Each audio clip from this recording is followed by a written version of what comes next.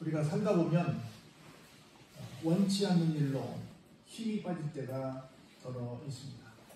그때마다 우리는 주변 사람들에게 힘내라, 치열일은 아니지만 열심히 힘을 북돋는 일을 많이 합니다. 그런데 사실은 쉽지는 않습니다. 그래도 힘내라고 격려하는 것은 대단히 참 귀한 일이다, 고마운 일이다 라고 하는 생각이 듭니다. 우리 모두가 서로에게 힘이 되는 사람, 서로를 응원해주는 사람, 그런 사람들이 되기를 바랍니다. 만나면 저 사람 만나면 참 힘이 나, 이런 서로의 마음이 들리게 부족하면 우리 관계가 되기를 바랍니다. 그런데 물론 우리끼리도 서로 힘을 주고받을 수 있습니다.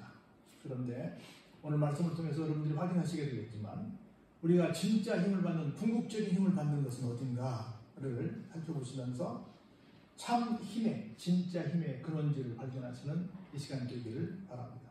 우리 한번 1절부터 11절까지 한 절씩 읽어가면서 어떤 힘이 우리에게 있는가, 과연 그 힘은 어디서 오는 것인가를 한번 살펴보도록 하겠습니다. 1절에 이렇게 시작합니다. 너희 권능 있는 자들아, 이렇게 시작합니다. 권능 있는 자들, 권세와 능력 있는 자들, 쉽게 말하면 세상을 움직이는 모든 지도자들을 가리킬 수 있겠죠. 이걸 쉬운 말로 말하면 너희 힘 있는 사람들아, 이렇게 말합니다.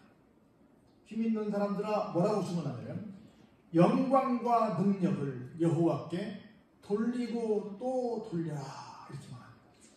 영광과 능력은 뭔 말이냐면 우리가 어떤 일을 하는 힘과 어떤 일을 한 결과 얻는 승리를 가리킵니다. 다시 말해서 힘을 통해서 얻은 결과다, 이렇게 말씀드릴 수 있어요. 그런데 권능 있는 자들아, 영광과 능력을 하나님께 돌려라, 그 말은 무슨 말이에요? 네가 그렇게 영광의 자리에 올라가게 된 것은, 네가 그렇게 능력을 갖게 된 것은 누가? 하나님께서 주신 힘 덕분이다. 그러니 하나님께 영광을 돌리고 또 돌려라 하는 것. 오늘 우리가 이렇게 교회 나올 수 있는 것도 누구 힘 때문에? 하나님께서 우리에게 주신 힘 때문에 온 줄로 믿습니다. 이렇든 저렇든 간에 지금까지 여러분들이 이 시간까지 달려오는 것도 누가 주신 힘 때문에? 하나님께서 주신 힘 때문에 그렇습니다.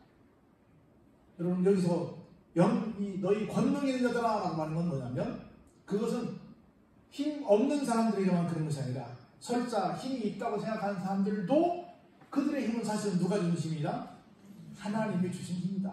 그 말은 모든 사람들은 다 누구의 힘으로? 하나님께서 주시는 힘으로 살아가고 있다는 얘기를 하기 위해서 1절에서 너희 권능 있는 자들아 라고 선포하고 계신 겁니다. 그러면서 우리가 하나님께 영광을 돌린다면 어떻게 하는 것이 하나님께 영광을 돌리는 것일까? 우리 2절을 자세히 보시기 바랍니다. 이렇게 시작합니다. 여호와께, 하나님께 영광을 돌리라고 했으니까 여호와께 그의 이름에 합당한 영광을 돌려라. 우리가 영광을 돌린다, 감사한다, 뭔가 예를 표한다 한다는 것은 전제 조건이 있습니다. 그분이 누군지를 먼저 파악하는 것. 그분이 누군지를 모르면서 내가 예를 다합니다, 내가 영광을 돌립니다. 예를 들어서 이렇게 한번 물어볼까요? 오늘 우리 교회에 아산시 시장님도 오셨고 시의장님도 오셨고 국회의원도 오셨어요. 그리고 여기 위원장님도 오셨습니다. 근데 오셔서 고맙다고 인사하면서 소개를 할 때 내가 누구부터 부르는 게 가장 맞을까요? 여러분 생각할 때 많은 생각이 있을 거예요. 우선은 시의장이니까 시장님이 나와줄 것 같아요. 두 번째, 시장님이 높은지 국회의원이 높은지 한번 생각해 보시기 바랍니다. 두 번째는 시의장님도 왔고 위원장님도 왔고 또 국회의원도 왔어. 누가 올까? 누가 나오는 게 순서가 될까? 여러분 생각이 많아질 거예요. 시장님이 1번으로 나오는 건 그럴 것 같아. 근데 누가 나오냐면 시의장이 나옵니다. 시의장이 높아요? 국회의원이 높아요? 말해 뭐해? 그런데 어디서는 여기 우리 시에서는 누가 나오냐면 시의장이 먼저 나와요. 그리고 3번이 국회의원이 나와요. 그렇게 나와. 여기 자리에서 앉혀놓을 때도 마찬가지야. 이번에 내가 부활전환에도 제가 다 이름을 주면 거기서 이 순서대로 다 이름을 써놓을 거예요. 1번, 2번, 3번 여기 앉으세요. 막 가서 아무데나 하는 것이 아니라 그렇게 해줄 거예요. 뭐가 예를 표현한 거예요? 그 사람이 누군지, 몇 번 자리에 모셔야 되는지, 몇 번째 내가 그분을 앞으로 모셔야 되는지를 알아서 거기에 맞게 내가 대우를 하는 것이 뭐예요? 내가 합당한 영광을 그분께 돌리는 거예요. 근데 모르고 그냥 오신 순서대로 올라옵시다. 그냥 가까운 순서대로 올라옵시다. 그럴 수도 있지요. 근데 얘를 갖추는 자리에서는 그러면 안 된다는 거예요. 세상에 어떤 조그마한 모임을 하나 끌어가는 데도 이런데 하나님을 향해서 우리가 영광을 돌리고 또 돌린다는데 우리가 어떻게 할 건가? 하나님에 대해서 어떻게 내가 예우를 할 것인지, 그분이 어떤 분이신지, 어떻게 내가 예우를 할 것인지를 명확하게 알아야 하나님께 어떻게 할 수 있어요? 합당한 영광을 돌릴 수 있다는 거예요. 합당한 영광은 여러 가지 말할 수 있겠지만 하나 말하면 제가 첫 번째 말씀드렸지 않습니까?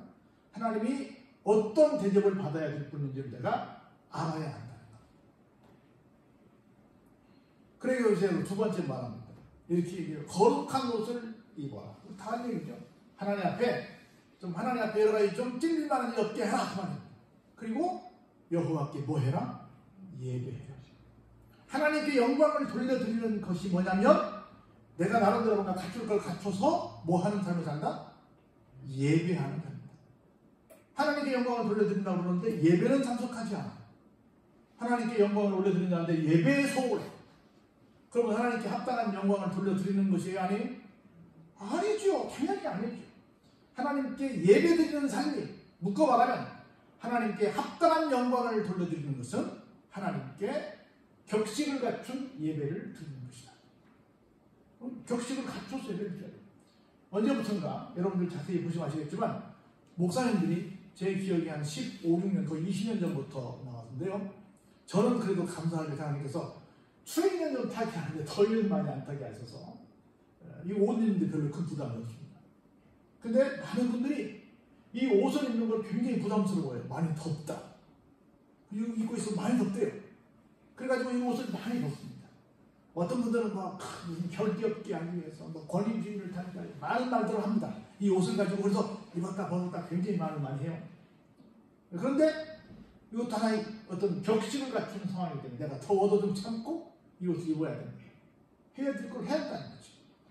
우리는 이런 것들 격식을 갖추는 거 잘못, 격식을 이상하게 형식으로 어떤 외식으로 심하게 말하면 그렇게 치부하는 경우가 많이 있는데 그렇지 않습니다. 그런 외식이나 형식이 아닌 물론 진정성 내용도 중요하긴 하지만 갖춰야 될 어떤 예는 갖춰야 된다라고 하는 겁니다. 그게 바로 뭐예요? 하나님의 이름에 합당한 영광을 돌려드리는 행위가 되는 것이다. 이렇게 말씀을 하고 있는 겁니다. 왜냐하면 하나님이 어떤 분이시기에 그러냐? 3절에 하나님에 대해서 우리에게 조금 소개해 주십니다. 첫 번째로 여호와의 소리가 어디에 있다? 물 위에 있도다. 영광의 하나님이 우리의 소리를 내시니 여호와는 많은 물 위에 계시도다. 하나님께서 물 위에 계시다. 하나님의 소리가 물 위에 계시다. 무슨 소리일까? 여러분 한번 훑는 머리를 돌려보시기 바랍니다. 창세기에 돌아가면 천지를 창조하시기 전에 어떤 상황이었어요? 하나님의 신은 수면에 운행하십니다. 그랬죠? 그러면서 묻이 드러나고 여러분이 하신 것은 땅도 만들어지고 바다도 만들어지고 하늘도 만들어져서 거기에 많은 산나만상이 채워지는 것을 우리가 볼 수 있죠? 그것도 볼 수 있고 두 번째는 뭘 볼 수 있냐면 물의 특징이 많이 있는데 그 중에 한 가지는 뭐예요? 물은 어디에서 어디로 흐릅니까? 위에서 아래로 흐릅니다. 그리고 물은 절대 서두르지 않습니다. 모든 공간을 다 채우고 그 다음에 넘쳐 흘러 아래로 갑니다. 항상 물은 어디에서? 위에서부터 흐른다는 것입니다. 위, 그러면 물이라고 말할 수 있어요? 그런데 그 물 위에 누가 계시다고요? 하나님. 그래서 하나님이 그 어떤 것보다 가장 위에 계시다. 그 여러분들 한소리 하는 사람들이 득음을 어디서 해요? 폭포 아래서 합니다. 그 폭포 소리를 이겨야 내 소리가 나갈 수 있다고 말합니다. 물소리 굉장히 큽니다. 근데 그 소리보다 더 크시다.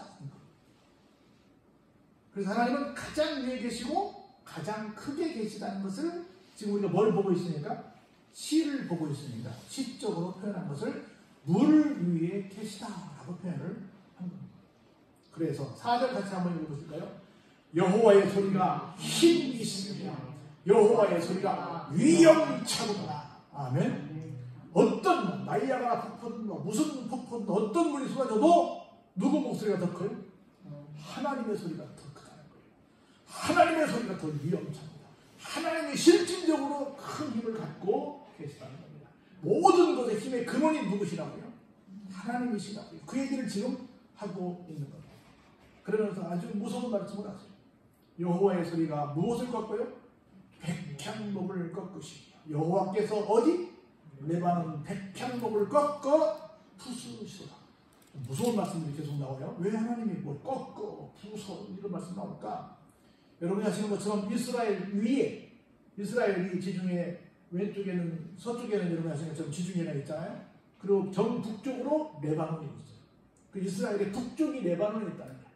거기 올라가면 여러분이 아시는 것처럼 어마어마하게 레바논 위에 그 헐몬산에서 흘러나온 그 물이 이 갈릴리 호수를 채워요. 그건 어떤 물이냐면 여러분 헐몬산은 우리말로 바꿔 말하면 백두산이라는 뜻이에요. 백두산은 흰백의 머리 위에 매산이야. 항상 하얀 머리를 갖고 있는 산이야. 무슨 말이에요?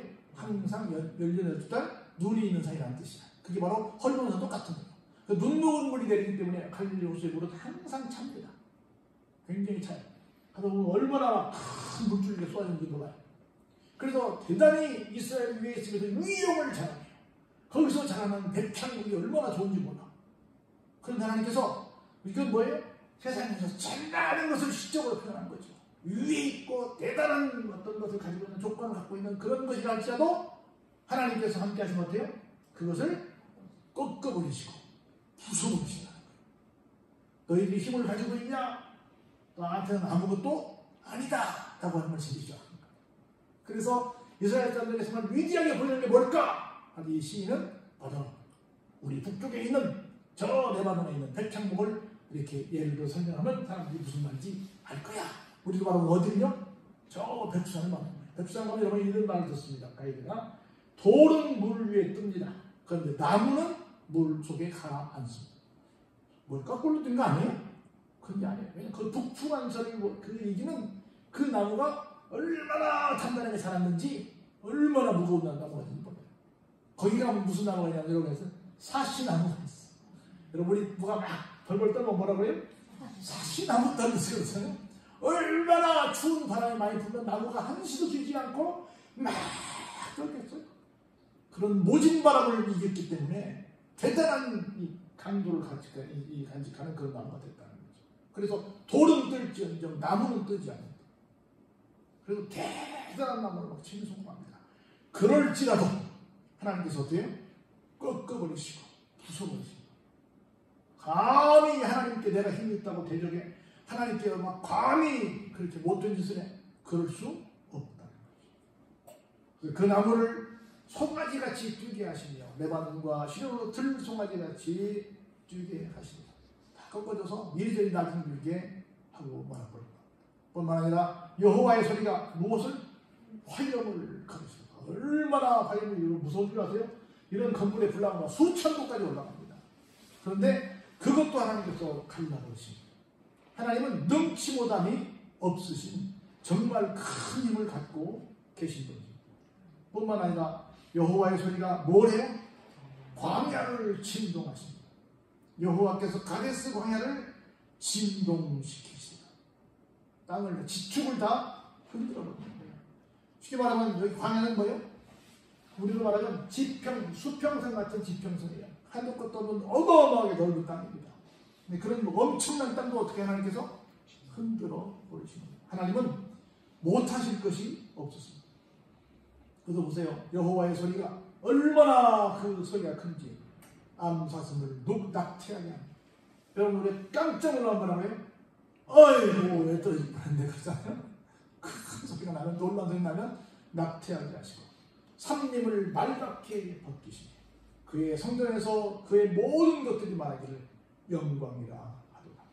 그 어느 것 하나도 하나님 앞에서는 아무리 자기가 잘났다고 큰 소리 친다 할지라도 건재할 수 없다라고 하는 말씀을 계속하고 있는 겁니다.